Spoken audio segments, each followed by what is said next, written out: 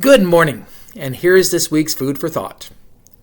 This coming Sunday, in our country, we celebrate a day and set aside a day known as Mother's Day, an opportunity to recognize the importance of the ministry of mothers.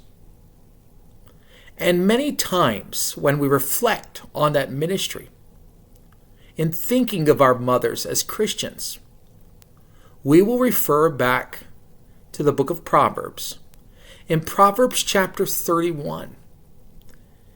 And we'll begin to speak on the epilogue of what it is to be a noble woman of virtue, a woman of godly character. And so often we jump down further in the book of Proverbs than beginning at the beginning of the chapter.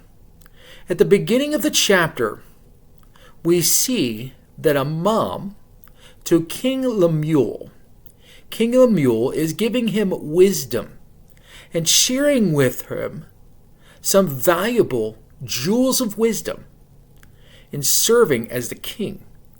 Now, who exactly is this King Lemuel is very much debated.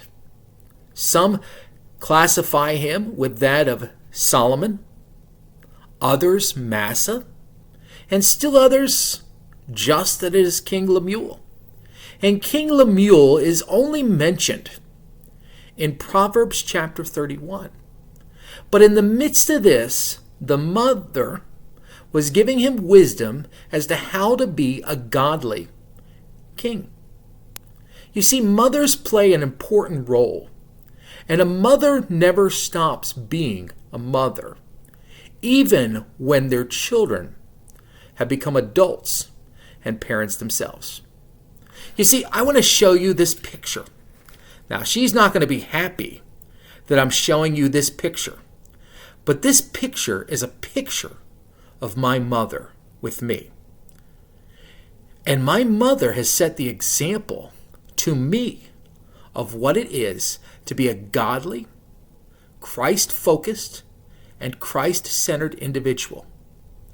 Does that mean that she's perfect? Absolutely not.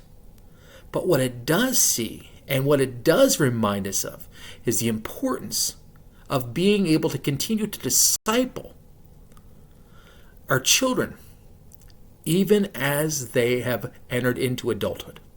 A parent never stops being a parent until the day the Lord calls them home. And you see, an example of a godly woman is one who will allow opportunities to encourage, to love, and to embrace. This picture was taken during one of the most difficult times in my life. It was taken during the period of time when my wife was ending her battle with cancer. You see, my mother flew 2 flights across the United States from Pennsylvania to North Dakota to be there not only for myself, not only my wife, but also for my kids. And in the darkest time, in a time even as a Christian, and even that of a pastor, when we begin to lose focus with the difficulty and problems in our lives, we begin to see that we are to remind and disciple one another to keep our eyes focused on Jesus.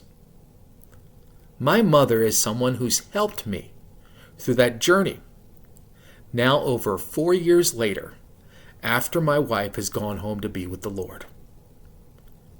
On days like this, we stop and we recognize and we embrace and thank God for the people in our lives, for the mothers that God has given us, godly mothers, to continue to allow us and focus us and nurturing us to show us what it is to live for Jesus Christ. And as we look at the passage in Proverbs chapter 31, we are first to stop and to honor that woman in our lives, our mother. So whether your mother is still walking this earth, or whether your mother has gone home to be with the Lord. Take time to stop and to give thanks for that of the ministry and the discipleship that your mother has placed on your life. But also with that as well, the mother, in the midst of her wisdom, said to seek out not to run just for the desire of a relationship, but to seek out that the individual that God is placing in your life, as she was advising her son, and began to list characteristics of what a godly mother is. So mothers, I want you to look at those characteristics this week. And I want you to stop and examine and say, and ask for God to give you the opportunity to strive to be more of a Proverbs 31 woman.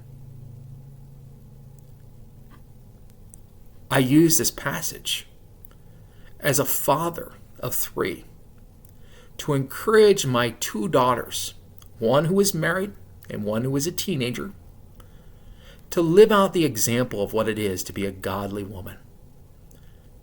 And I'm glad to confess and profess to you today that even in the midst of my shortcomings as a dad from time to time, they are living out that example of what it is to live for Jesus, striving that Proverbs 31. And for my son, I continue to encourage him to not just jump into dating just any individual, but to seek out that young lady who strives to live out that example of a Proverbs 31 woman as well. Take time, not only today, not only Sunday, but every day to stop and to give thanks for your mom. And moms, in a world today, whether our children are adults or younger children, be willing to set the example and to disciple your children, to draw them closer to a deeper personal relationship with Jesus Christ. Thank you, moms. Thank you, my mom, for setting that example for me and standing there alongside me when I was in the weakest, darkest time in my life. God be with you all this day. Until next time, God bless.